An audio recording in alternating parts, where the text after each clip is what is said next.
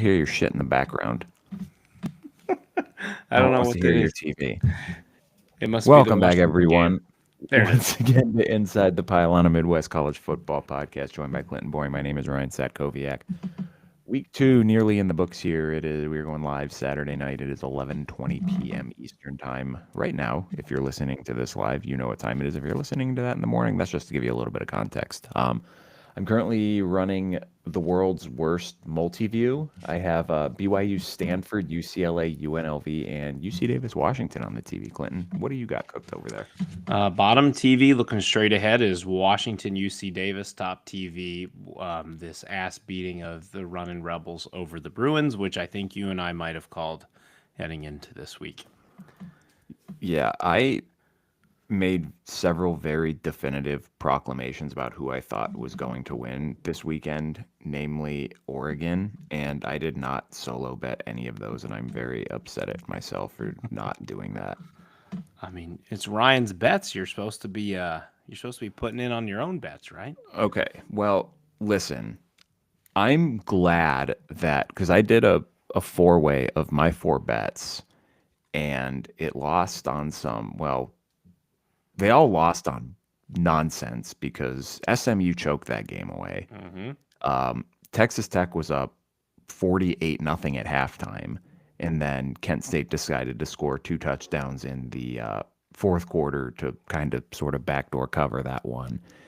But I would, if it didn't already lose, if those had won and I lost it on that nonsense fucking field goal that Kentucky kicked to then try to get the onside kick with 3 seconds left, I would have.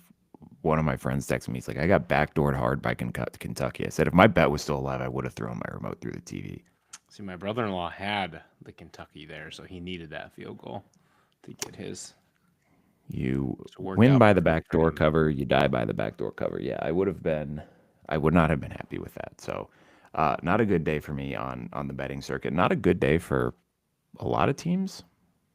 We what do they say, Clinton? It's always the quiet ones Mm-hmm. that are the freakiest. Yeah. We have three ranked teams losing to unranked foes today. We just watched Mississippi State more or less walk off Arizona State. Number 12 in the nation goes down after being up 17-0. Arizona State fought back to take a 20-17 lead and then forgot to play defense on the ensuing drive and give up a wide open 58-yard touchdown pass. A week after losing to something called Tarleton State, Army beat Kansas State. Despicable. College football.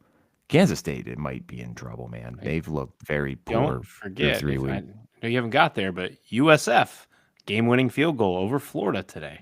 Yes, and that is the other one is that was in a delay for a minute, and Billy Napier might be cooked now because that Florida schedule not getting easier. But on the flip side, USF could be a playoff team.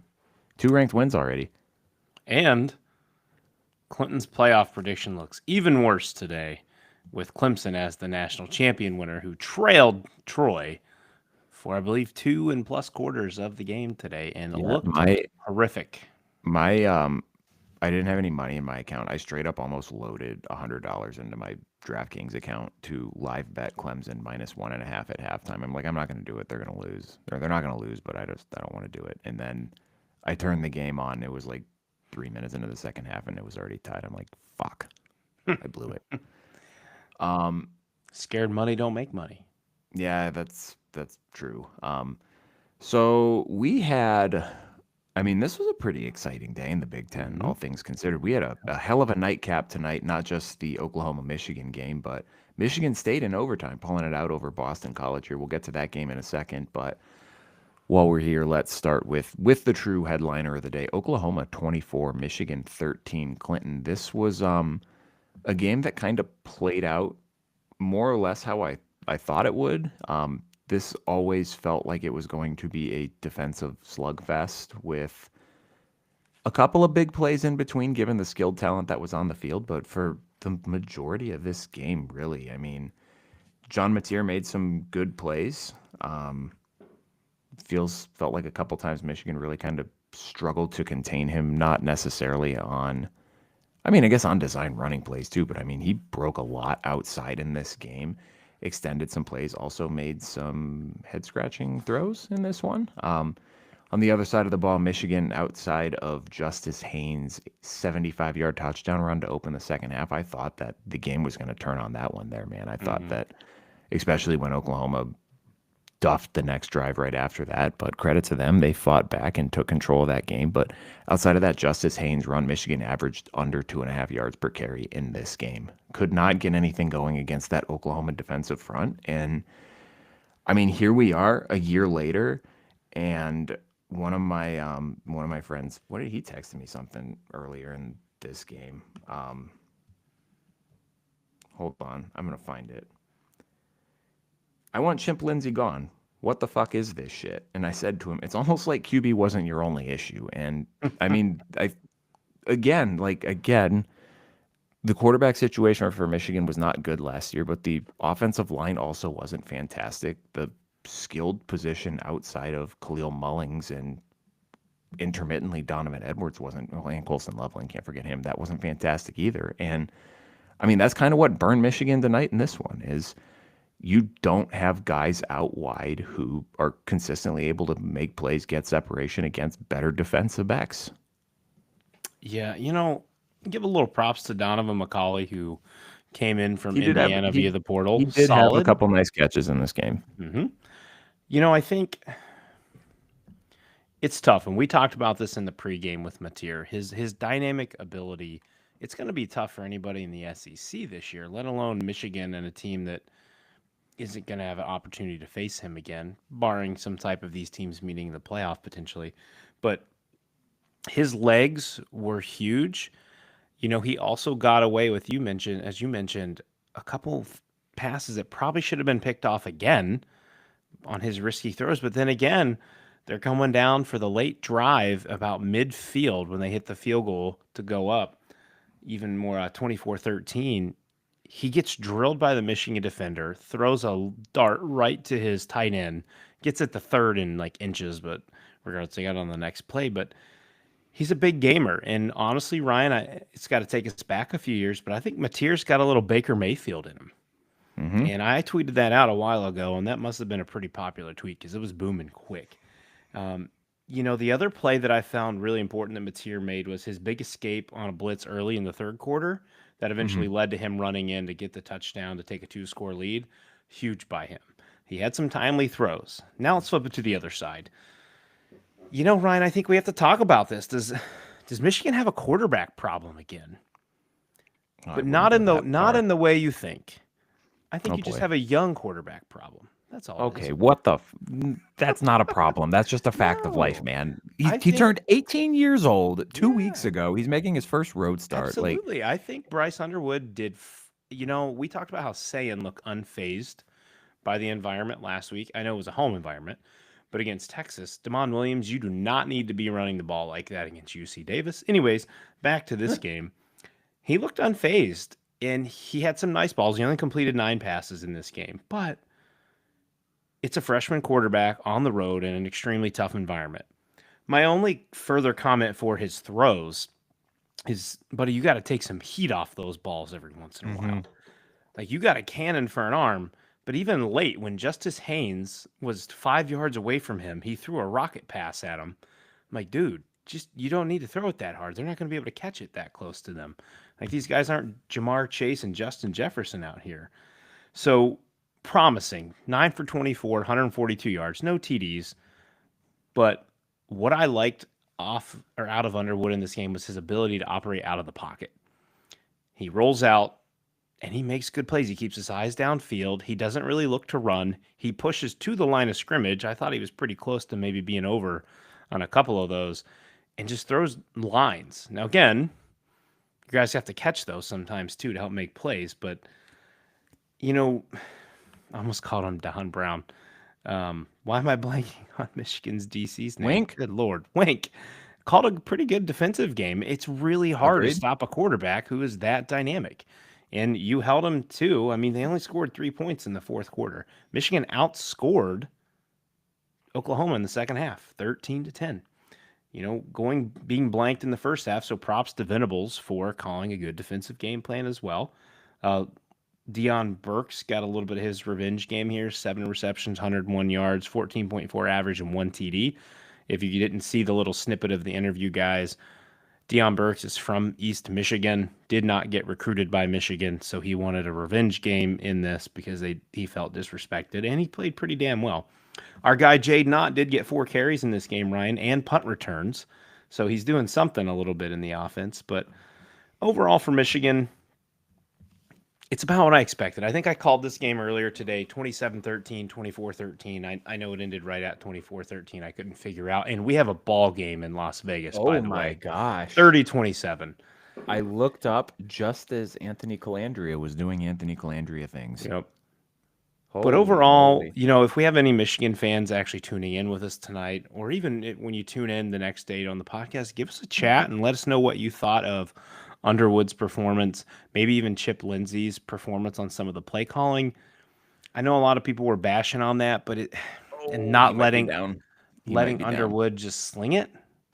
But it's a freshman quarterback in a really tough environment, and what you don't want to do is set him up to not have success. So overall, solid game for Michigan. Huge win for Oklahoma. As they mentioned on the broadcast, though, Ryan, the key piece here, it won't matter next week against Central Michigan. But Sharon Moore now enters his 2-game suspension where he is allowed no contact or to be around the team for 2 weeks. He cannot enter the facility until the Nebraska game is done, so that's Sunday. Nebraska looked pretty damn good. I know it was Akron today, but they looked very clean. And that is going to be an extremely challenging game in Nebraska for Michigan. Yeah, we'll talk about that one in a little bit, but that's a situation where I've been waiting for Nebraska to kind of let loose a little bit, and they did, and looked really good. And Patrick Mahomes Jr. looked great. Yeah, I think ultimately everything is still in front of Michigan with this one, right? Like this has no bearing. Well, I mean, I guess it could have some bearing on your playoff future because I don't know that a 10-2 Michigan team is necessarily going to make the playoff. I don't know that they have enough. I mean, I guess if Washington's better, they got Washington, USC on the schedule, so maybe they do. But I guess my question would be, do you think that this is a team that has enough raw material on it right now to make a run to the playoff? Like, do you see this as a team that over its last 10 games is capable of going 9-1 or better? I don't think I do, Ryan. I think part of the problem is, again, confidence in the offensive line. And then the receivers is my big thing. Underwood's going to keep getting better week by week. Now, again, he's already been in this tough environment, so maybe, he's even more unfazed when he goes against Nebraska. But I think the defense will be fine. I think Wink Martindale showed his ability to call a good enough game to take away things that teams do best last year. You got to have something on offense, though. And this was, it felt very Michigan 2024-esque in this game, and that's nothing on Bryce Underwood. They needed the run. They only got the one big play to start the second half that you mentioned, and the offense was just kind of lackluster overall. The thing that I worry about with Michigan is I think the discourse after this game is going to be a little similar to what we got the first week of last year when USC beat LSU and everyone started coronating USC, and it turned out it was just two fine teams playing each other. I think we're going to start to get some of that coronation of Oklahoma this week, and I guarantee you someone like fucking Ari Wasserman is going to write a column that says, we have to take Oklahoma seriously as a playoff contender now. No, we don't. We literally do not have to do that yet. I do think that there is a chance that Oklahoma is just a perfectly fine 8-4 team that beat another perfectly fine 8-4 team in this game. And it's a step in the right direction for Oklahoma. No, for sure. Coach who's on the hot seat. Like if you let me pull up Oklahoma's schedule and we can discuss how daunting this is real quick. But like if you're an Oklahoma fan, I can't even spell Oklahoma right now. I got you here. So they are at Temple next. They get home against Auburn. Home Kent State. Jackson Arnold revenge game. Kent State stinks. We can just write that off as a win. Well, the Auburn game also does not have a time yet. So again, they might be able to draw Auburn at night there. You get Texas at home. Well, sorry, neutral site on 10-11. At South Carolina. Oof. Home against Ole Miss. At Tennessee. At Alabama. Home Missouri. So the stretch from Texas through Alabama is current as it stands. 1, 2, 3, 4, 5 straight ranked teams, and Missouri has the easiest SEC schedule in the conference. May very well also be ranked. So they could be looking at 6 straight ranked games from October 11th on. Mm-hmm. Extreme difficulty for Yeah. Oklahoma. So, I think that to kind of circle this back, I think that's what gives me pause with Michigan is I don't know that watching like the biggest thing, the biggest issue I had with trying to predict this game is we don't know enough about these teams. And I don't know that I really learned what the ceiling for either of these teams is watching this game, if that makes sense. Yeah. Like I feel like I just watched a game between two good teams, but I wasn't particularly blown away with either. A lot of And sloppiness. knowing what's ahead for Oklahoma with that schedule, I don't feel like they need to be appointment television yet, if that makes sense. Like, you go out and you look good against Texas, who did not look good today, then okay, maybe we're going to start to pay attention to you. But I think with Michigan, Central Michigan, we're not going to learn anything next week. But I think the mettle of this team is really going to get tested against Nebraska. And I think that's going to be kind of the pivot point for me with this team before I kind of start going one way or the other on them. Like, I still could very well see them going 10-2. I could also see them going 8-4, and I would like a little bit more data before I make a determination one way or the other. But they certainly seem to have the quarterback, though. Eyes on 2026. That's where, again, you're going to have to fix receiver again. But Bryce Underwood, eyes on 2026 for Michigan. That's not to say that this season is washed, but that's No, that's not your at all. target Yeah. year. Like, that's everything you build this year has to be with that in mind is, hey, anything we get this year is gravy, but our primary objective is to set ourselves up for next year's team to be the one that makes a run. And if you make a surprise run this year, then, good for you. You're ahead of schedule. A couple other big games of the day. The one that I want to talk about first is Illinois 45, sorry, dyslexia. Duke 19. Yeah, just like there's like D's and B's. I always struggle to type for some reason. I don't know. This was a game that was equally very impressive by Illinois, but I also think a little skewed because Duke could not stop getting out of their own way in this game. But the ball was covered in butter. Yeah, it was really good back and forth early, but I mean, opportunistic for Illinois. When Duke gave them an opening, they took advantage. And I mean, this started early in this one. An early muff punt for Duke set up Illinois' first touchdown on a short field. It's the second quarter. It's 14-6, and Duke is driving with a chance to tie the game. And Darian Mensah just kind of dropped the ball when he was trying to evade Gabe Yakas. Stud. Start of the first half, Illinois starts the half with a touchdown, and then Samir Hagans has a long catch and run. He fumbles it, and Illinois almost immediately responds with a 4-play, 61-yard touchdown drive, and all of a sudden it goes from 14-13 to 28-13 in the blink of an eye. And then in the fourth quarter, you're trying to get back in the game. Your 3 fourth quarter drives were interception, fumble, and turnover on down. So Duke did themselves no favors in this one. But Luke Altmyer was sensational. 22 of 31, 296 yards, 3 touchdowns. I think we can officially say that Hank Beatty has established himself as the go-to guy in this offense. Another 100-yard game, 128 yards receiving on 8 catches. Also had a 25-yard rushing touchdown in this one. But I think more encouraging for Illinois than just having that one go-to guy is they had other guys step up and make big plays too. Hudson Clement, Justin Bowick, and Colin Dixon each had a 20-plus yard reception in this one. And they held Duke to 3.4 yards per carry. So this was a team that struggled a little bit defending the run last year. They really did not let Duke get anything going on the ground offensively in this game. You look at this game overall, and what won it is the turnover battle. Duke 5, Illinois goose egg 0. 4 fumbles, 1 interception for Duke, and Illinois' ability to capitalize on those.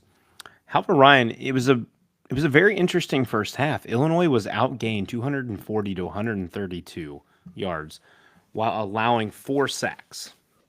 If you watched it all, and I put a tweet out there early in the first half, it looked like Luke Altmyer had some happy feet. Just dancing everywhere, choppy feet, couldn't set them. And that was because of the pressure that was in his face. And one of the key points we talked about before this game was Duke's D-line. Well, the trenches in general. Duke's D-line, Illinois' offensive line, and vice versa. And Duke was getting after Altmyer and making it hard for him. However, we flipped to the second half. Again, turnovers play a factor, but Illinois rolled. They had 287 yards while allowing no sacks after the break. So they more than doubled their offensive total in the second half, and then they cut the sacks to 0. You talked about Altmyer. Props to Mensa, 334 and 2 TDs as well. We had a big quarterback game. The turnovers obviously are costly. Illinois stifled the Blue Devils' run game, holding them to only 82 yards. That was another key factor we talked about before this game. Again, relying on trench play. Great job there for them. I'm a little concerned on the Illinois offensive line. We just talked about the 4 sacks, but they also had Duke had 10 TFLs in this game. Mm-hmm. For a unit that is supposed to be so cohesive in what they brought back, I find that quite concerning when both Indiana and Ohio State loom in the near future for Illinois, when they will be playing much better talent that can get after Luke Altmyer. Also, while the talent is extremely better, I know we talked a lot about Duke's defensive backfield being good, but they're not probably Indiana or Ohio State. Definitely not Ohio State. No. So that's going to be a challenge, something they need to clean up. And then I wrote in the notes as well, Hank Beatty seems to be the new go-to guy, wide receiver 1. I don't know if you've mentioned it as well, but 1 rushing touchdown as well in this game. So we got the win we wanted for Illinois, is going to Duke, get it, you're 2-0, you're going to win next week. And then Illinois and Indiana should be walking into September 20th, 2 Saturdays from now, 3-0. Sorry, do math. Yeah, 3-0 apiece. 3-0. At the Rock. It is sold out. Hopefully, we'll get to the Indiana game soon, but looking at pictures from the IU fans, hopefully the IU fans decide to fill the Rock for this game, because apparently at the time of kickoff, they still had massive sections that weren't full yet, and apparently that's a previous issue with fans just waltz in late after tailgating for a while in the days of Indiana not being competitive. So impressive win on the road for the Illini. Super thrilled for their fan base. It's going to be a fun one in a couple weeks. Oh, yeah. And you touched on it a little bit too, but I did the math on this, always dangerous. But if you take out that Hank Beatty 25-yard touchdown run, plus Khalil Valentine's 6 carries for 41 yards, they otherwise ran the ball 35 times in this game for 50 yards. So they have to get much better at running the football. And I get you can't just take out, that's not how stats work, but yes, just a little bit of context there as well. Other big game of the morning, Cy-Hawk. Clinton, what are we going to do with the Hawkeyes? Iowa State 16, Iowa 13. I told you they do not lose this game by more than 3 points. You called that one. I did miss that one. Ryan, let me kick you off with a little fun snippet here before I forget. Clinton, I don't think this is going to be fun. If you're an Iowa fan, this isn't going to be fun. Not fun for Iowa fans. So, we're still kind of waiting on Gronowski to get his footing a little bit. He's only just 21 of 39 for 127 yards and 1 TD through 2 games. Let's build on that. And I quote, Iowa quarterback Mark Gronowski has broken the record for the fewest passing yards, 127, by a Big Ten quarterback for the first 2 games of a season, minimum 35 attempts, since 1995. See if you remember this name, Ryan. Kane Coulter previously held the record with 177 yards through 2 games in 2012. This is also the 8th fewest across the entire NCAA over the last 30 years, with a minimum of 35 attempts. Did we oversell on Mark Gronowski, Ryan? Well, I don't think we're the only ones. I think there's a lot of people who feel like maybe they were sold a fit of goods, because it's the same stuff year after year. The personnel is different. The offensive coordinator is now different, but it's the same output. It doesn't change. So there's one constant variable in this. Yeah. Mm-hmm. That's the constant variable. I'm not saying that Ferentz should be fired, talked into retirement, regardless. But Leopards do not change their spots. And that is the one constant variable across all of this. Yeah, I think you can acknowledge something without trying to insinuate anything, but like what is there's a common denominator. That's all. That's all I'm going Yeah, to say. yeah. Um, I think Iowa did a good job of battling back in this one. I think at 13-3, there was a chance that that could have started to get out of hand, but a nice 16 play, 85-yard touchdown drive right before the half, where Mark Gronowski did make some nice plays on the ground, had a couple nice passes. Hmm. They had a 16 play, 77-yard field goal drive that took up almost the entire third quarter. Very Iowa esque. 13 runs on that, but including the last 10 plays of the drive, they had a 1-yard quarterback run on 3rd and 3, which again, maybe therein lies the problem. If you had a quarterback or were capable of formulating a effective forward pass game, maybe you get more points on that drive and you're not having to rely on your defense to get off the field, which they could not on the Iowa State game-winning field goal drive, which again, you feel like if you're holding them to a potential game-winning 54-yard field goal, you kind of like your chances there. But credit to Iowa State's kicker for absolutely drilling it. And then they just couldn't block on that last drive. Gronowski got sacked twice, was kind of scrambling for his life on that 4th down play. It just it's just Overall, not a fun watch right now. it's not, but it was ugly. However, if you look at the total numbers, Iowa 214, Iowa State 238 total They yards. did a really good job of It, shutting down Rocco Becht yeah, in this it game. was not a huge discrepancy. I mean, both teams didn't look pretty. Iowa's kind of just looked straight ugly, but the time of possession was near equal, as well as the penalties, right? I believe each team 4 and then 5 penalties. The yardage was close. And then for the poor Iowa Hawkeye fans, just deja vu taking you back to 2024 when Iowa State hit, I believe, as ESPN notes, a 54-yard field goal last year to win the game, and then they hit Ugh. another 54-yard field goal to beat you this year. Third win in 4 years for Iowa State. And I also had another stat on here. I believe this was the first win in Ames since 2011, right? That is For Iowa correct. First, State. So, first and 7 tries.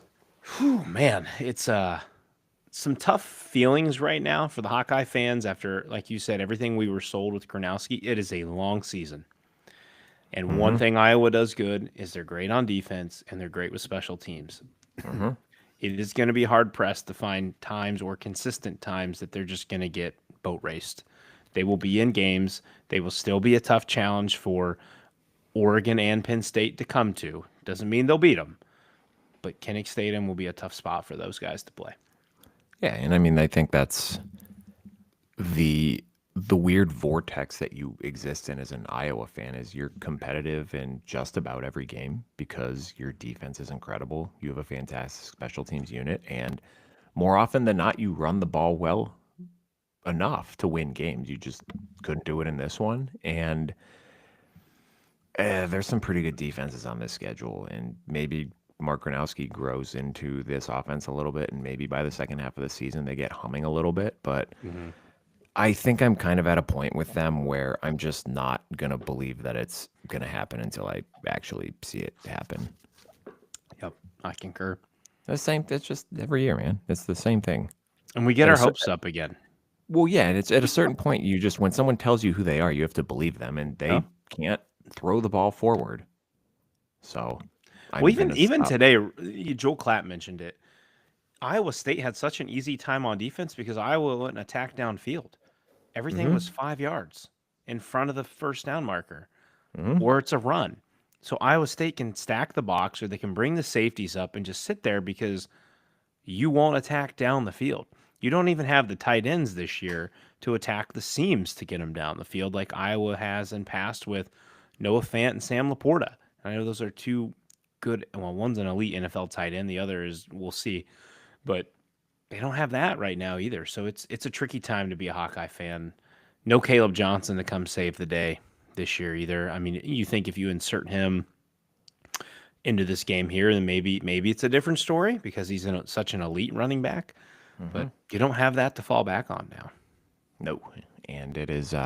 You get UMass, that should be a win, but this is Should certainly be. not an But we saw easy. the MAC get an upset That's today. Shout out true. Ohio Bobcats, who Clinton said would beat the West Virginia Mountaineers. Watch out, Buckeyes. We're coming. I'm kidding. Easy, easy. Um, The other one I wanted to talk about, this was not one of our headliners on Thursday, but this was a pretty good game, and it was a P4 game, which we got dastardly few of this weekend. Michigan State 42, Boston College 40, a double overtime contest. We got the I can't call it the full Aiden Childs experience because we didn't get the brain dead turnover. He did a really good job of taking care of the football in this one, but we got some ill-advised scrambles. We got some ill-advised sacks. We got him getting rolled up on at the end of the fourth quarter and then limping off the field, not taking the coin toss to go into overtime, but then coming out for overtime and leading two pretty freaking good drives in overtime to seal this one for Michigan State, a revenge spot after losing last year. He made some freaking jaw-dropping throws in this game, man. The second touchdown to Nick Marsh, just a beautiful deep ball into the end zone. That dude's a good player, man. I mean, they both are. But did you see his first touchdown? They threw a slant to him, and he got. I mean, the defensive back was all over him, and he was stuck at the 6-yard line, and he just ran through two people and finished it was incredible. So, Ryan, you want a comparison from this year to last year on Aiden Childs? Yes. Stat line for tonight, 19 of 29, 231 yards, 8-yard average, 4 TDs, no picks.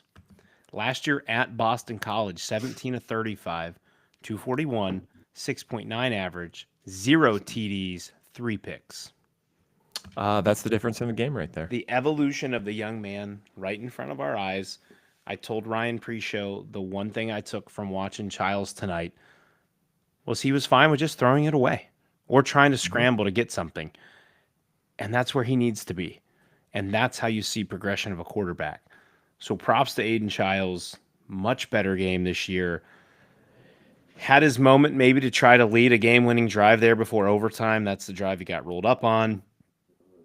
Michigan State's punter, absolute perfection on the punt. And then props to, of course, the punt team getting down there to pop the ball. But that kept Boston College from having any chance to go down and score. Dylan Lonergan, absolute baller. 45 attempts in this game, 34 completions, 390 yards, and 4 TDs. That makes me a little weary on Michigan State's defense, but this is an offense with Bill O'Brien. I think he's just a good quarterback. Yeah.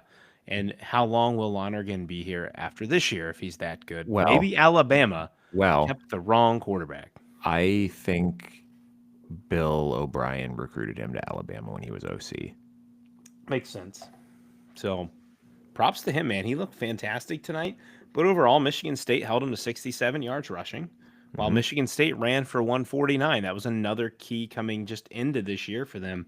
Kai Frazier leading the way, 17 for 81. No TDs. That went to Aiden Childs. So Childs had 5 total TDs tonight. So anybody out there who had Childs in fantasy, you just had a monster evening.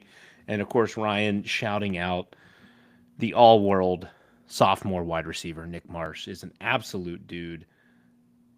Miraculous catches. And I'm trying to remember who the other guy was that had it might have been Omar Kelly, who had a fantastic catch as well in this game. But he had a play where he tried to hurdle someone, and the guy did not duck, and he got helicoptered, and he launched the ball forward about 15 yards.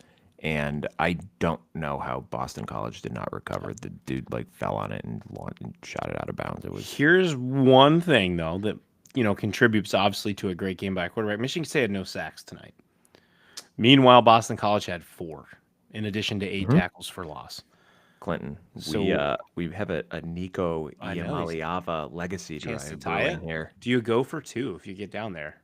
I mean, you might. Season on the line. I'm just kidding. UNLV, we're going to look back at the end of this year, and they very well may win the Mountain West. They could. Depending on what Boise State does, and Colorado State may have something to say as well as SDSU. But hell of a win for the Spartans at home. I believe, what was our line on this one? It was minus 4.5. It was either 3.5 or 4.5. In favor of BC or Michigan State? Yeah, BC, or no, Michigan State was favored. Damn. So I didn't cover that. Yeah. Oh, well. Great game. Fun to watch. Had that one on as well as the Michigan game. So pretty No, good night for Michigan. and that's a huge win for Michigan State too. And we talked about it a little bit preseason during our Michigan State preview. You need to go 3-0 in the non-conference because of the conference slate. There's no gimmies. I mean, there might be one gimme on this schedule, but with Maryland looking competent, there's you got a little bit of high end on this schedule with Penn State, but the rest of this schedule is just aggressive competence. So if you're going to be a bowl team, you had to get those 3 wins, and now you can't crap your pants against Youngstown State next week. But I mean, you get this one, and it's looking like mission accomplished there. So very, very good start to the season for Michigan State. Shout out to our guy Jeffrey the Greek. He called that Michigan State would, at minimum, be a bowl team this year in our roundtable episode. So, props to you, Jeff. This next segment, Clinton, I have called Overmatched in the Morning, and this first one, Fatality. I think Oregon scored again just now. Fatality. Just to reiterate, Oregon 69, nice. Oklahoma State 3. I think that Oregon could have scored 100 points in this game if they tried to. You know, the Pokes got poked. Clinton, they got more than poked. They got Fatality. They got a 12-inch poke. That's what they got. Anyways. Don't you put that evil on me! So, Ryan, I got a fun stat here for you, my man. This is the biggest Oklahoma State loss in the 20 years under Mike Gundy. The last time Oklahoma State lost this bad was at Colorado last year, 52-0 drubbing. Uh-oh. However, Legacy drive is over. Throw the pick? Yeah, he threw a pick. Ah, well. Sorry, Nico. Should have stayed Tennessee.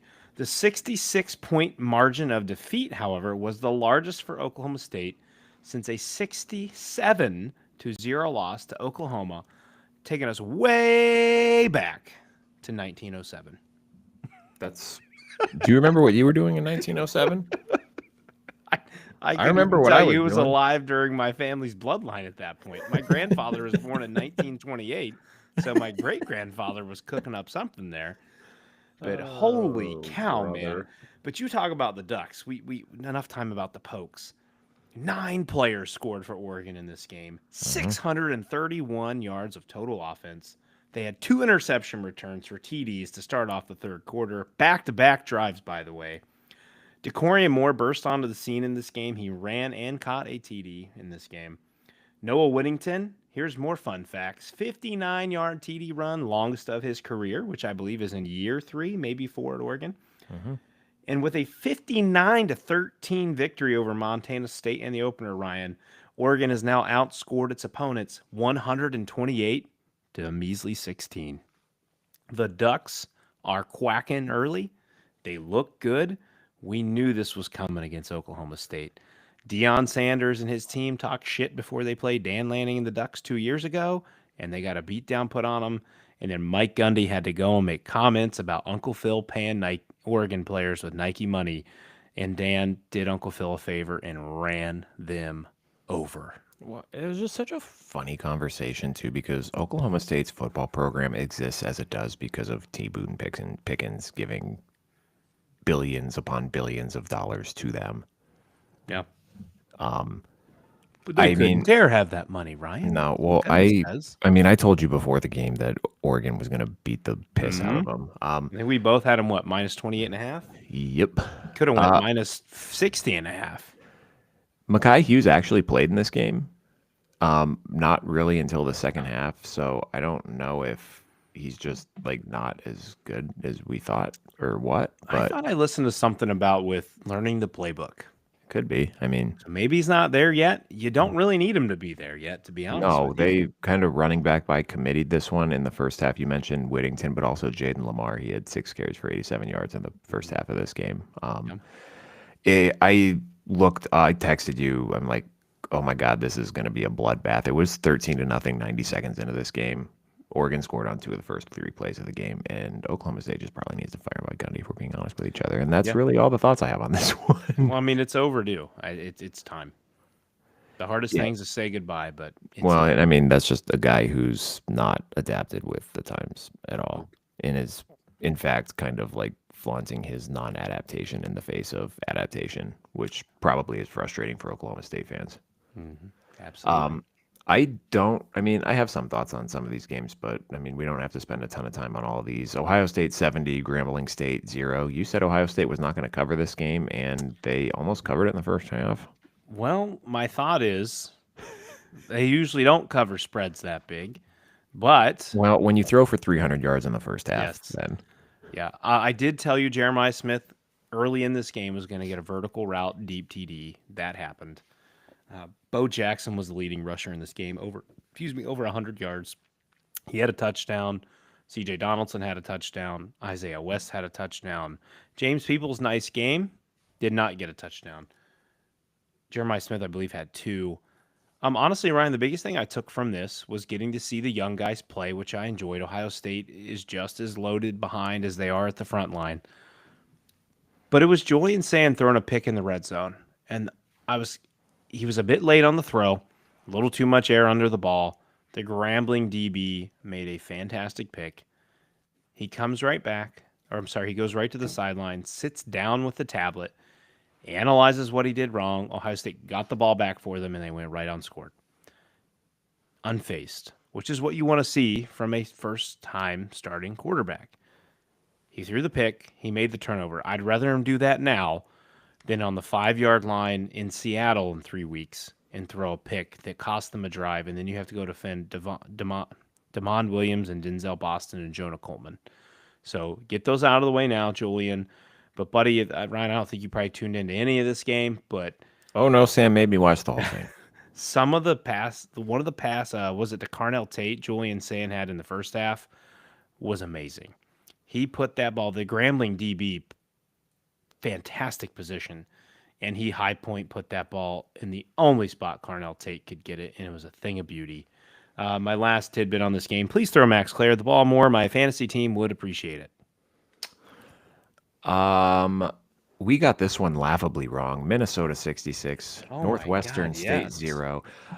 It was 35-0 at the end of the first quarter. It was 59-0 at halftime. John Nestor had a pick 6 on the first play of the game. Minnesota then had 3 ensuing touchdown drives that all started in plus territory and then a fumble recovery in the end zone. All of that happened in the first quarter, by the way. Northwestern State had 42 total yards in this one. I think the biggest takeaway from this game is Darius Taylor might have hurt his Again. hamstring. Another Again? soft tissue injury. I did not hear any updates how serious it might be. It was just kind of a No, I just read through this stuff at like 9:30, and I didn't see any update. They just said he grabbed the back of his leg, didn't come back in. Speculation on FanTrack was hamstring, but I don't think that's too much speculation when he's grabbing his posterior thigh. But there were 2 key things in this game. Minnesota amassed 484 yards of offense. Drake Lindsay actually not too big of a statistical game here. I believe he's in the mid 100s. well, he Didn't really need to be. He threw 9 passes. Yeah. And they scored their most points in a game since 2001. Crazy. The other key point was this game was actually cut short with 6 minutes left, and they had to close it off because it was a weather issue. So we didn't even get to finish this game. Probably could have been worse. Yeah, just running clock. Leah was like, well, since they had to cut it short, does that mean like the game isn't, they had like it's a draw or something? Like, no, honey. It was a bloodbath. They were not making a comeback. It was 6 minutes left in the fourth quarter. You could have thrown Ohio State's team out there, and they couldn't have come back and won that game. Like, no. It was over, babe. They get the win. So the good news for Minnesota is they have a bye week in a couple weeks, so there's an opportunity to get Darius Taylor healthy there before conference play starts. The bad news is Cal's quarterback looked really freaking good last week. That's right, the Cal matchup. Yes. Jaron Kiave Sagapulatele. That's such a fun name to say. Not Devin Brown. So that could be a fun game. It's a 10:30 start next week, so that'll be on when we go live. Are we able to get the Calgorithm to interact with ITP on Twitter? I don't know. I think they kind of scare me, so I don't know that I want. I don't want them to bully us. I think you guys are bitches. Yeah, I don't think my my fragile emotional state can handle that, honestly. We'll get a new segment called Ryan's Rants about the Calgorithm. Ryan starts to cry on the podcast because he got bullied by a bunch of nerds from Berkeley. Speaking of which, real quick, crying on the podcast, Elliot asked me today, Daddy, what happens if you have to go poop during the podcast? And I was like, I just would put my headset down and go to the bathroom, dude. Like Ryan knows if I walk away just to keep talking, he goes, "Would you ever poop while you're doing your podcast?" I'm like, I mean, I guess in theory I could. That might make us go viral, like podcaster pooping while he talks about football games. Like sitting on the throne. I don't know, but thoughts that a toddler has. Daddy, do you ever have to go poop when you're doing the podcast? I guess that's like the NASCAR guys. What if you got to poop during a race? Well, they have diapers. Or if you're Lamar Jackson, you just fake cramps. Or Joe Paterno and just shit yourself as you're running off the field. Wait, did that happen? Dude, that was many, many years ago. He went sprinting off the field at the shoe with his butt cheeks tight. He had diarrhea, and I don't know if he made it. We like to think that he didn't, just to think that he shit himself. R.I.P. Joe. Didn't Paul Pierce get like carted off the court because he had to poop once? Yeah. And I think again, AI and, Photoshop, someone put like a brown spot on the back of his white Celtics pants or something with it. I don't know if that's real or not, but anyways, off the poop talk and on to the next game on the docket. Yeah, Indiana 56, Kennesaw State 9. This was a very sloppy first half and was kind of close, and I was ready to sell all my Indiana stock, but they pulled away in the third. The fun thing in this game is Fernando Mendoza and Alberto Mendoza, the first pair of brothers to throw a touchdown pass for the same team in the same game ever, I think.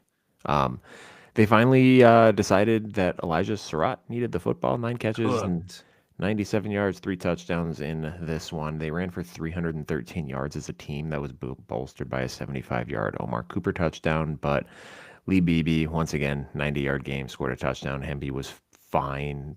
Kalen Black was fine. They're doing the running back by committee thing very, very well, keeping these guys fresh. And Fernando Mendoza looked a lot better in the second half than he did the first half. He had more time to throw. That helps. 4 touchdowns, no interceptions in this game. And maybe first half overreactions from us on IU in our text thread.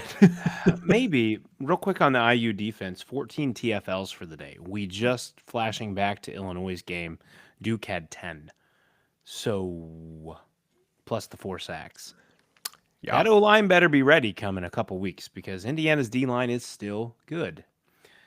I love the 3-headed backfield again. I obviously wish Hemby would be the one getting more of the stats, given that he's my fantasy running back. That's neither here nor there.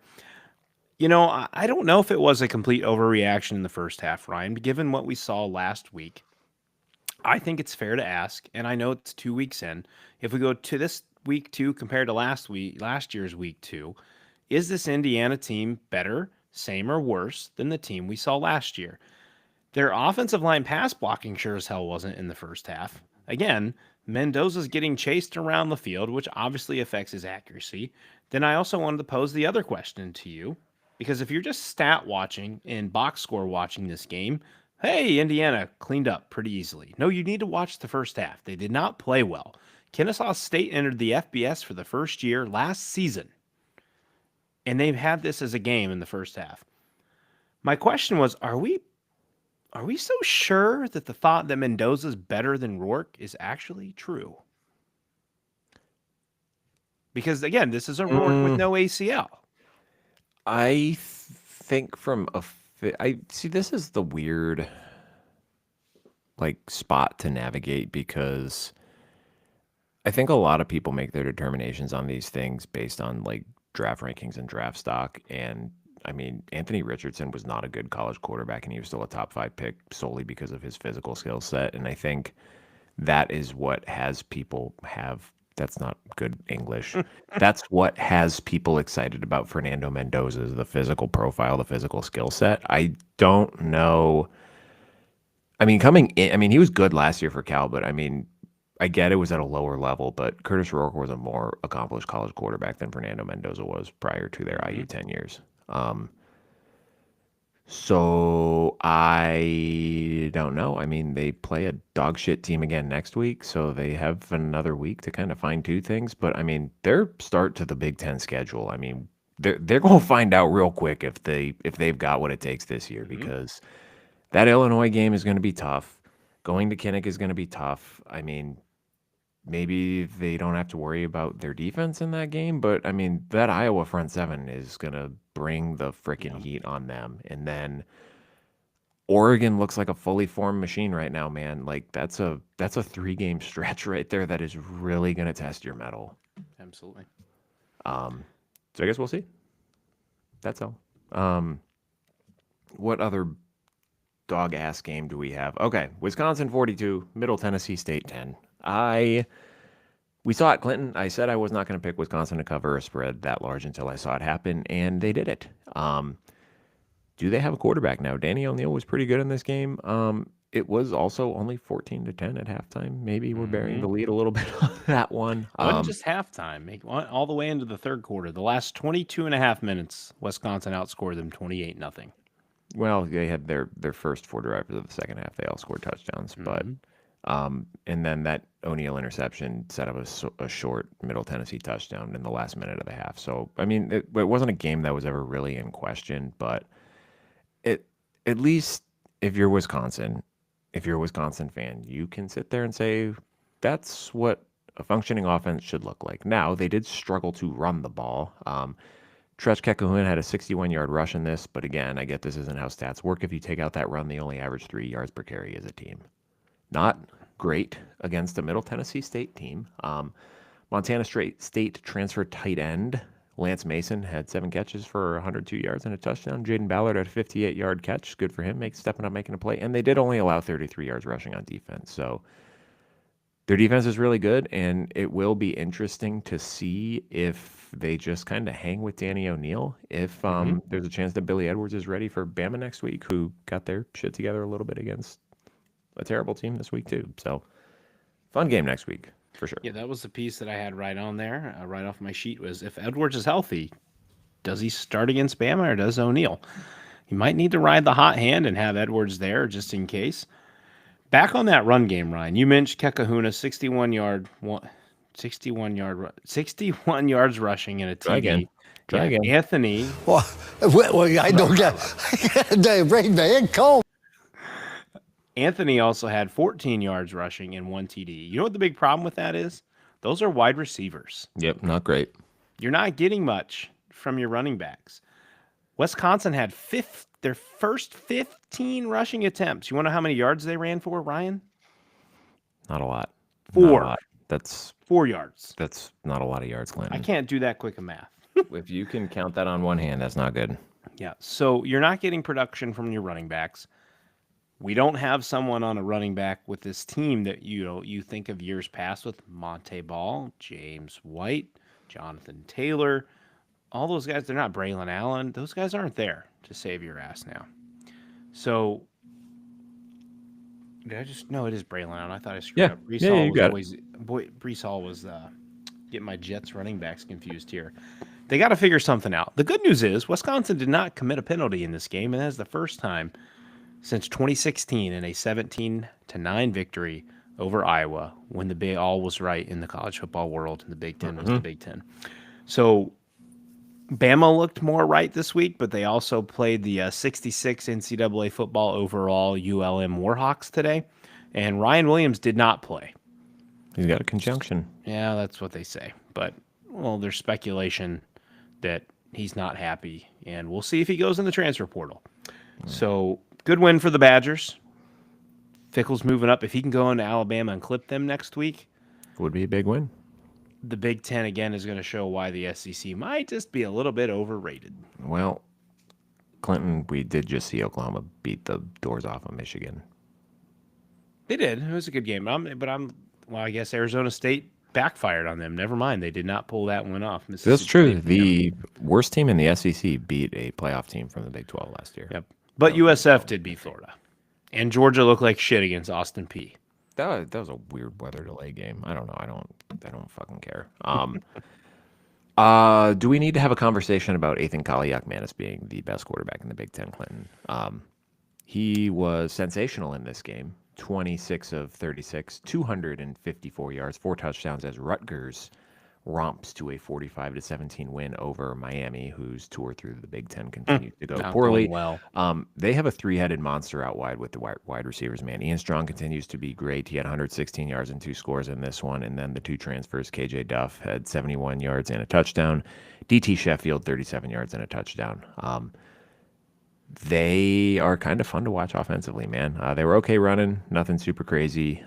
Their defense is still a certified trademark problem, though. DeQuan Finn went a little crazy in this game. He threw for 250 yards on only 14 completions. He ran for 85 yards, and that's 2 consecutive weeks that they struggled to contain a mobile MAC quarterback, which Clinton, if I'm looking at their schedule correctly, does not bode well for them once they start Big Ten play. Sorry, as we hear my dog coming down to join the podcast episode here. Dude, you just read literally off my sheet. I had Callie McManus stats.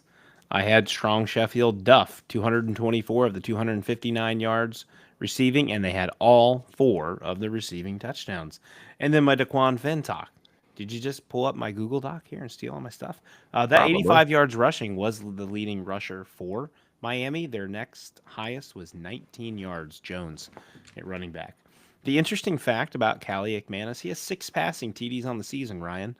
2 games in to this season, he is at 1/3 of his passing TD total from all of 2024.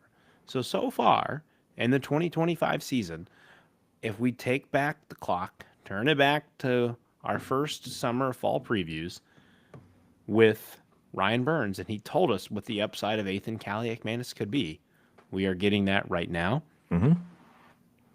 We'll have to see when Rutgers gets out of MAC play. Yep. How well they perform in the Big Ten, because they're still not getting sacks. Nope. I don't know if they had any today, and they didn't have many tackles for loss. So that's going to be a big problem when you play Big Ten teams if you do not put pressure on opposing quarterbacks, because they will put pressure on Callie McManus. And we'll have to see if he midnight strikes and he turns back into a pumpkin. Well, the good news for them is if they suck in Big Ten play, they can just relegate themselves to the MAC next year and probably contend for a win conference the MAC title right away. Oh my gosh. One more from the early morning slate that was also ended up being kind of lopsided, but wasn't definitely not in the moment. Penn State 34, FIU 0. The collective meltdown of Penn State fans on Twitter in this first half was kind of biblical, and it was a monsoon, though. Let's give them a little bit of a pass. Well, I feel like some of them were subtweeting Drew Aller. I definitely saw a couple of can't say it's the wide receivers anymore tweets. Interesting. So I don't know if maybe I was misinterpreting that, but I also just am kind of like, it's not that I'm over Drew Aller. I'm just over of hearing how good of a quarterback he is. Brother, man, fucking show me. Mm-hmm. I'm so tired of all of the hand-wringing of, he's the best, he's so good. Just show me. Oh. You're a senior.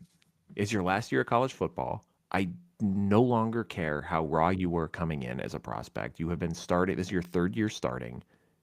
You have to be better. Absolutely.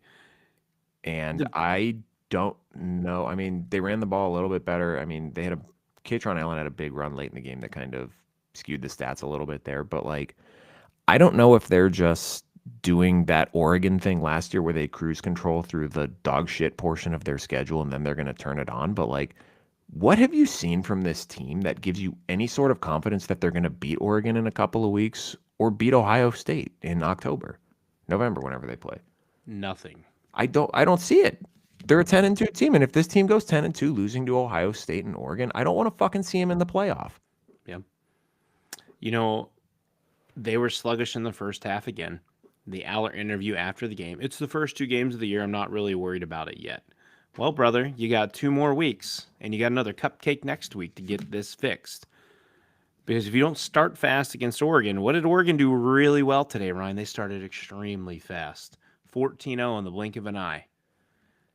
That'll take the whiteout crowd out of it real quick for Penn State. Penn State didn't really start that fast last year where they hosted Ohio State at home either. Will Howard started fast for you by giving you a pick 6. Other than that, your offense did nothing. Happy for Allen, 16 carries, 144 yards, Singleton 76 and 1 TD. Again, we said this last week. We don't need to know what those two can do. We Nope. know what they can do. Mm-hmm. We need Drew Aller, and we need the receivers. The positive was Ross made his debut. 3 catches, 61 yards, led the team yardage-wise, 1 TD, and he served as their primary punt returner. It was a nice So, touchdown catch, too. yeah, Again, he was draped. It was also a woefully underthrown ball as well. Yep. Big thing, too, Tony Rojas leading the defense, 10 tackles today. Alonzo Ford intercepted a pass, and Penn State held their first shutout. I don't know why reading about this they made such a big deal of it, because it may act like it's been 20 years. First shutout since 56-0 win over Kent State last year. Like, I thought I had myself a really cool stat there when I was reading about this. I'm like, guys, it's been 12 months. They did it literally a year ago. Should they not shut out piss poor teams? Yeah. Like, come on. But yeah, sloppy first half. Part of that was the rain. Yeah. But what are you gonna do in a couple weeks if it's a monsoon when you host Oregon? People aren't gonna look at that as an excuse for you this time, because you had a home night game whiteout. And you failed to get it done against the Ducks. Well, also, it's not like it's only raining when you have the football. Yeah. Both teams are similarly affected by the conditions. Yeah, absolutely. Let's speed through the rest of these here real quick. Back to Friday night. Northwestern 42, Western Illinois 7. Good get-right game. Called it. Yep, good get-right game in this one for Preston Stone. Western Illinois stinks, man. Like, I actually was able to focus more on this game as opposed to last week, because I think that was going on when we were shooting, maybe. I don't remember. They're bad. That's a bad football team. But good for Preston Stone, get right a little bit. He did fumble once, but did not throw any interceptions. 19 of 29 for 245 yards, 3 touchdowns. They ran for 280 yards as a team, and they did it by committee. Cam Porter looked pretty good on this one. Griffin Wilde has established himself as that number 1 receiver, 94 yards receiving in this one. The one thing that you've talked about, everything I wanted to, but the one thing you didn't get, Cam Porter was on crutches post-game.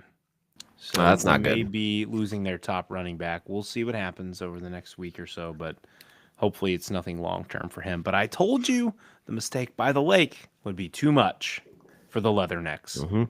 And Washington is just getting truck sticked by UC Davis. I know it's a blowout, but they are just driving right down the field on this drive to score.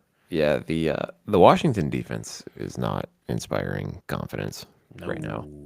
No. Also Friday night, Maryland 20, NIU 9. I am really mad that I talked myself out of NIU on this one. And I don't think I talked them out for the show. I did for betting, and I put real money on Maryland, and that was stupid. Malik Washington was fine in this one. He had a incredible throw on 4th down in the 4th quarter to Shalik Knotts that kind of put this one out of reach. 19 of 35, 254 yards, 2 touchdowns. He also had one of those weird I'm scrambling plays, and they were in the red zone, and he kind of stumbled a little bit and put the ball on the ground and literally just left it there, and he recovered it. I don't know, that's twice I saw that this weekend now, and I don't know when that became a thing, but quarterbacks, maybe we should stop that. I talked about this with Jeff. They ran poorly last year. They did not get a lot of help from the run game, and this one only ran for 86 yards as a team. And they did allow 180 yards rushing, but 74 of that was on Telly Johnson's touchdown run. And the thing for Maryland is just win. Who cares how it looks? Just win your non-conference games, and then you see what happens when you get to Big Ten play. They got Towson next week, so it looks like they're going to be 3-0 in non-conference play, which I think would be a pretty big win for them. Yep. My last thing to add on this one, with this win, Maryland extends the nation's longest non-con win streak to 17 games. Didn't have that on your bingo card for the team with the nation's longest non-con win streak. Did not. The Maryland Terrapins. September, Maryland, guys. It's a thing. Did not. Now, we'll finish up with the Saturday evening contests that are not the Michigan game, not that they are all final aside from this Washington game that's going on.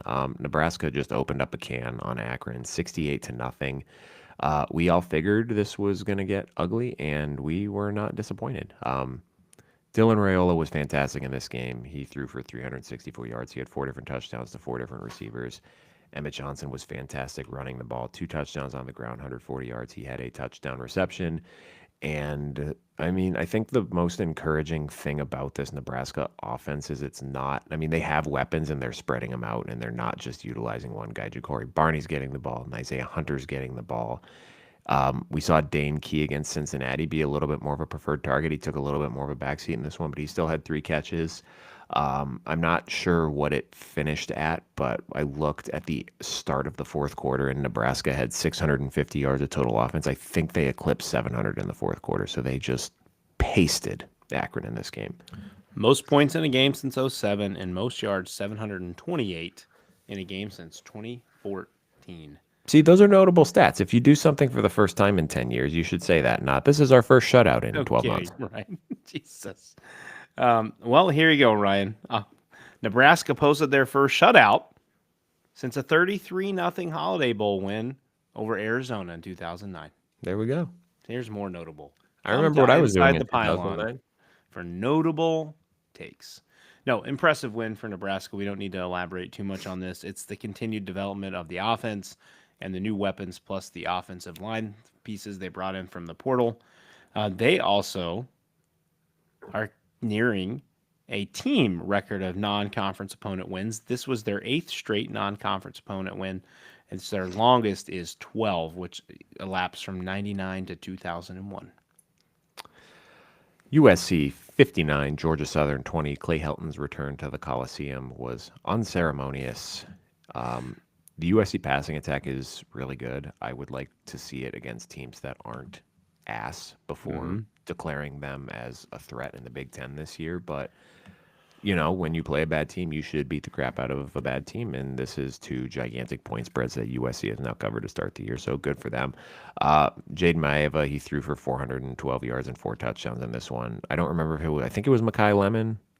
It was either Mekhi Lemon. Was it Mekhi Lemon who mossed that dude in the end zone? The one Jacoby Lane. Jacoby Lane. Okay, that's right, because he had the one last year too. He's a freak. They're both freaks. They're both really good. And the Junkyard Dog. I need a Junkyard Dog sound on this. He had a monster game too. Wayman Jordan, 16 carries, 167 yards, and a touchdown in this one. There was still a lot of belly aching from USC fans about Lincoln Riley's insistence on not running the football early in games. So maybe something to note. I also saw some USC fans talking about needing to be better with run fits. But again, at last I checked, I don't know what it ended up finishing as, but sometime midway through the fourth quarter, they'd only allowed 82 yards rushing, 3.0 yards per carry allowed. I think part of it was, look back to last week and the USC fans are, we have ourselves a defense. And then today's stressor was just the consistency of Georgia Southern pushing into USC territory before kind of fizzling out. So they find their way into territory, USC territory. Better teams are going to find their way into USC's end zone. Yes. And I mean, they play some, there's going to be some, that's going to be a we're betting the over situation until further notice whenever USC plays. They're visiting the Boilermakers. Probably our next game we're going to talk about next week, Ryan. That's a great transition. Purdue 34, Southern Illinois 17.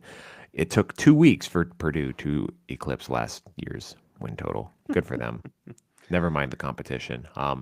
Much better game running the ball in this one. Devin Mockabee, he had 110 yards on 29 carries, 2 touchdowns. Maybe you don't want to have to run him 29 times against an FCS team, but Purdue was basically an FCS team last year. So I digress. A little less effective for Ryan Brown on this one. 13 to 21, he had 154 yards, 2 touchdowns, and an interception. Also rushed for 43 yards. 9 different Boilermakers had a catch in this game. They are spreading the ball out well. They were tested a little bit vertically more in this game than they were last week, so I think they did okay with that. They give up a big 61-yard catch to Fabian McRae, but certainly is going to start getting a lot tougher for Purdue here over the next couple weeks, and I am fascinated to see if they're better at all. I mean, we have to say they're a little bit better. They have 2 wins. But how much better are they? Are they going to be competitive when they play actual Power 4 teams? Yep. You need the ball control aspect with Mockabee, especially at home next week against USC, to keep USC and Lincoln Riley's offense off the field. The fun fact for this game is that both of Maccabee's 1-yard scores were on direct snaps in the Wildcat offense. Ryan Brown not taking the snap there. And it was the first multi-score game of Maccabee's career.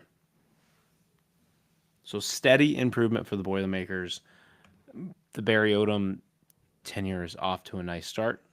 Let's put the rubber to the road for both of these teams, USC and Purdue, next week and see who comes out victorious. I have seen many good teams walk into West Lafayette and then walk out with a L. So Well, let's see what the Trojans have in store for them next week. to paraphrase Tom Castellanos, Jeff Brom ain't coming to save you. That's right. Absolutely. Last game we will touch on here because this Washington game is still midway through the second quarter here, but we have UNLV 30, UCLA 23. I do feel like we need to give a little bit of credit to UCLA for fighting back in this one. I think this was 23-3 at the half, and I just assumed they were going to get their doors blown Dead off. in the water. Good job fighting back, but also this was kind of a game you needed to win to have any sort of confidence that your season ahead was going to be successful. And I don't know what the floor for this team is now. I mean, you get New Mexico next week, you get Northwestern after a bye week, but I mean, Penn Do you State. feel confident they're going to win either one of those? No. I think we're staring down the gun of 0-4 potentially, 1-3. Well, If you can beat New Mexico, I don't know if you're beating Northwestern. at Northwestern too. I mean, if Preston Stone plays like he did, and I mean, I get that they played probably the worst team they could possibly play in Western Illinois, but I mean, we're at a point with UCLA where, I mean, again, I don't know. UNLV's not a bad team. I don't know how good they are given everything that they lost, but they certainly haven't looked through their first 2 weeks. They did not look like the same level of competitiveness that they were last year with Barry Odom. But Yeah. God, we're at a point with UCLA where I just look at the schedule and I mean, maybe New Mexico, but maybe, I mean, their coach was at Idaho last year and they were pretty competitive. They hung tough against Michigan. I couldn't tell you who UCLA beats on the schedule now, man. I mean, Nico was fine in this game. I mean, they did better running the ball. They're still kind of building the boat out of Nico, and Nico had to be the leading rusher, 11 carries, 59 yards, 1 TD. yeah, that's He can't 2 weeks. be the everything Well, for that's the 2 team weeks that in has nothing else. 2 weeks in a row he's had to do that. Yeah. It's outside of Nico and Quasi Gilmer. What does this offense have? Doesn't feel like anything at this point. Not really anything. So I think they'll beat New Mexico. The question is entering Big Ten play. I don't think it's going to go very well for them. They may very well finish last in the Big Ten this year, depending on how Purdue and some of these other teams pan out. Boy, it's just looking worse and worse for Nico's decision to come back home to UCLA. And while Joey Aguilar in Tennessee is just mopping up people right now. Yeah, I mean, Joey Aguilar is counting every blessing he's ever had to get the hell off this team that he's playing for Tennessee now. yeah, that was a nice little glow up for him. I don't know. That's gonna be the Nico situation, and I mean, I'm sure there will be a fascinating post-mortem on it at some point. I know some people have already written stuff about how it all played out, but that's going to be something that's used as a cautionary tale for high school kids for a long time. Like, Yep. don't overplay your hand. Absolutely. Dude, DeJuan Williams is extremely elusive, but when he gets hit, he's like a little pinball. Bing, bing, ping, ping. It's just, he's going to get killed in the Big Ten if he's not careful. I mean, to be fair, Jaden Daniels did win a Heisman Trophy in a season where every time he got hit, it looked like a cartoon collision. Yeah, absolutely. Well, just to touch briefly, Washington 28-10, probably about to go up 35-10 or 31-10. The highlight of this game, Jonah Coleman, 9 carries, 73 yards, 3 touchdowns so far for the Huskies. And then he's also 1 catch for 24 yards. And if you guys missed that, that was a fantastic catch and run by him on the last drive. It's going to be an easy win for Washington. Need to fine-tune the defense a little bit for when you get a bye week next week, and then you have the Apple Cup and then Ohio State comes to town. But Damon Williams, he's shifty, man. He's hard. He's not hard to bring down. He's hard to catch to bring down. Yes. Hard to get a hand on. Yes, I would appreciate a throw to Denzel Boston here, or another Jonah Coleman touchdown. He got it. Whatever. Oh, you're ahead of me. What a good Saturday, though, man. For something that was supposed to be such a crummy day of games, to have it end up the way that it did, that is the beauty of college football. No, man, I told you on Thursday. It's always the quiet ones.